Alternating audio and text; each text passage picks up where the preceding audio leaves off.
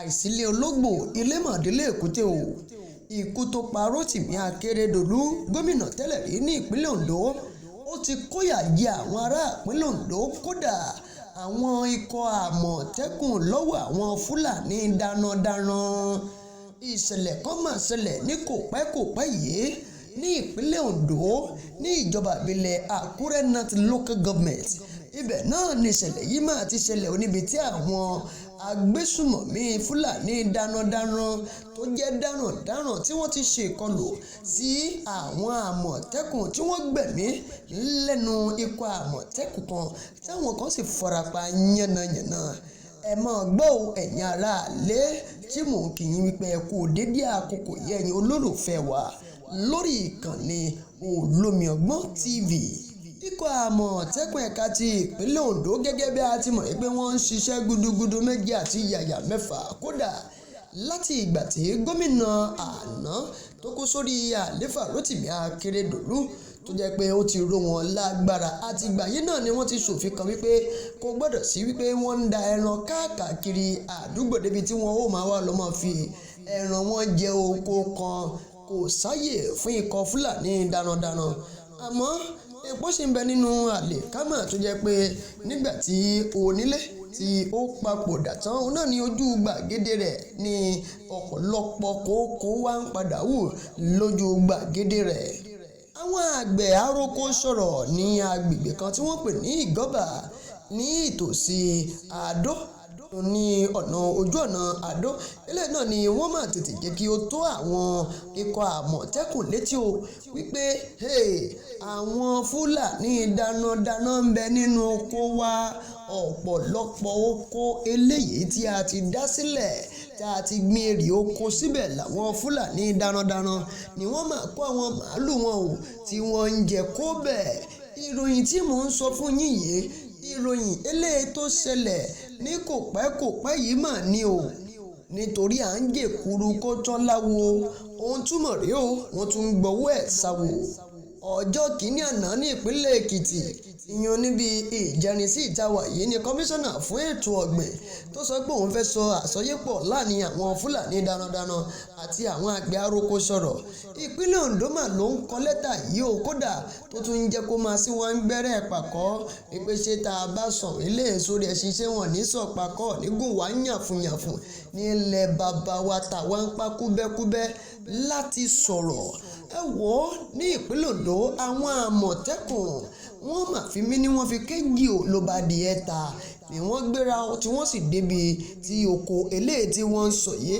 Nígbà tí wọ́n máa dé ibi oko tí wọ́n ń sọ yìí, àwọn màálù eléyìí tí wọ́n bá ń bẹ̀ wọ́n ní ó lé ní 100, ìyẹn 120 ó tún lé ní o tí àwọn màálù yìí tí wọ́n sì wà nínú oríṣiríṣi oko tí wọ́n sì ń fi oko jẹ. Kò sí Fúlàní kankan pẹ̀lú àwọn màálù yìí.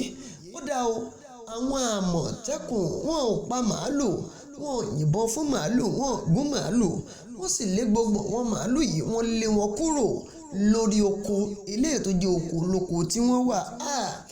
Àṣé wípé onílù tó ń lù fún ẹni tí ń jó lórí omi ń bẹ nísàlẹ̀ odò. Àwọn Fúlàní darandaran yìí bóyá wọ́n mọ̀ọ́mọ̀ fẹ́ fa wàhálà àti ìjọ̀gbọ̀n ni, àṣé pé wọ́n lúgọ sínú ibì kan ni nítorí àwọn àmọ̀tẹ́kùn wọ́n kàn lé àwọn màálù yìí kúrò lórí oko lásánlàsàn. Àwọn Fúlàní bá jáde pẹ̀lú ohun ìjà, kódà wọ́n kọjú ìjà sí àwọn àmọ̀tẹ́kùn. Ọwọ́ kan wọ́ irin kọrin o, kódà iná ṣájáde bí ìgbà tí irin kọrin. Wọ́n ṣe ìkọlù sí wọn o pẹ̀lú nǹkan ìjà olóró bí ìbọn, àdá, àáké, kódà pẹ̀lú òkò ẹni tọ́wọ́ rẹ̀ bá bòkò ni wọ́n ń jù ú lù wọ́n. Ẹni tó jẹ́ alukoro fún ikọ̀ àwọn àmọ̀tẹ́kùn ní ìpínlẹ̀ Ondo yún Ọ̀gbẹ́ni Jimoh Adéníkìn, òun náà ló tún sísọ lójú rẹ̀ nínú àtẹ̀jáde tí ọ̀gbẹ́ni Jimoh tó fi léde o wípé gbogbo ìkọlù eléyìí tó ṣẹlẹ̀ yìí látàrí wípé àwọn kàn lé àwọn màálù yìí kúrò lórí oko, wọ́n lé àwọn, wọ́n ju oko, wọ́n ju ìgò, wọ́n yìnbọn débi wípé wọ́n lé àwọn ìgbẹ́ àfẹ́rí oko àwọn bẹ̀. Àwọn náà gbìyànjú o, ẹ sì mọ̀ pé mọ̀jàmọ̀sálà máa kíkanjú lójú ogun. Nígbà tí wọ́n dá ikọ̀ Àmọ̀tẹ́kùn kalẹ̀ lọ́jọ́ kìíní àná, ó dàbí ìgbà tó jẹ́ pé a fi ajá eléyìí tí ò níyín lẹ́nu tá a fi ṣọ́lé ni o, bó bá pariwo tó gbó títí àrí ajá kódà ó ṣeé ṣe kó wọn ajá gan kó há.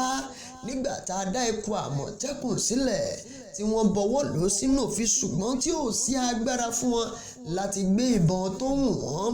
Ẹ wá wò ó, Elédùmarè ṣàánú wa ńlẹ̀ Yorùbá.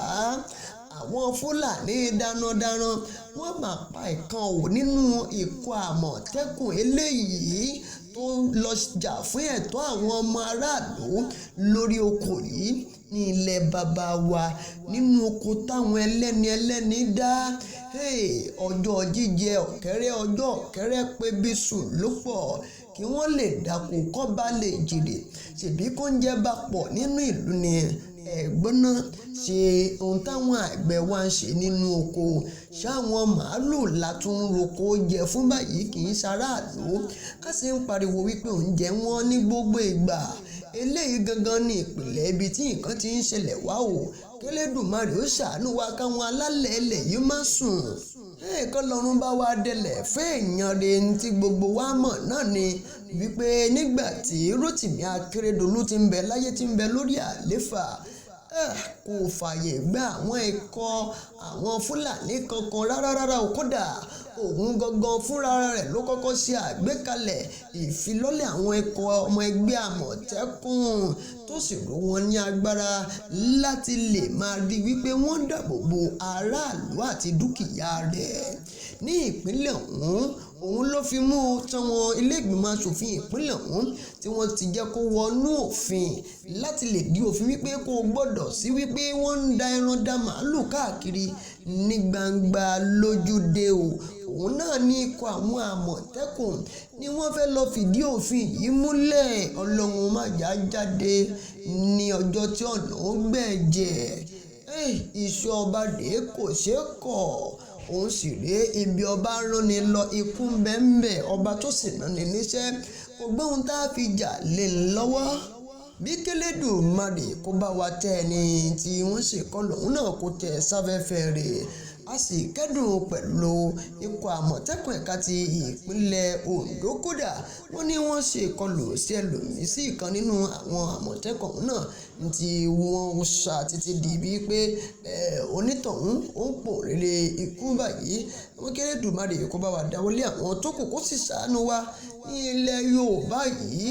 Ọlọ́run Ẹlẹ́dàá kó má gbàgbé wa. Ẹ̀yin àgbààgbà ilẹ̀ Yorùbá, ẹ mọ̀ dìde o, ẹ má wò wá ná báyìí.